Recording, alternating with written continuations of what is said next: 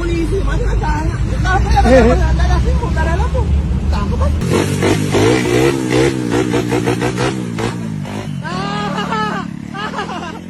Sok jago dan arogan, pemotor di Maros ngaku anak pensiunan Polri saat diberhentikan polisi.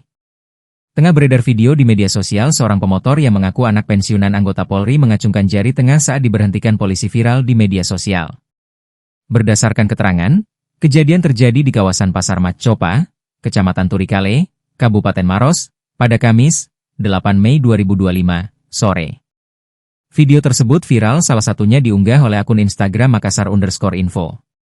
Dalam video tersebut, diketahui pemuda tersebut ditahan oleh Polantas dan ditepikan di pinggir jalan lantaran melanggar. Namun terlihat, pemuda tersebut keberatan ditahan dan terlibat adu argumen dengan anggota polisi. Ia pun terlihat menelpon orang tuanya yang diduga merupakan purnawirawan Polri hingga akhirnya pemuda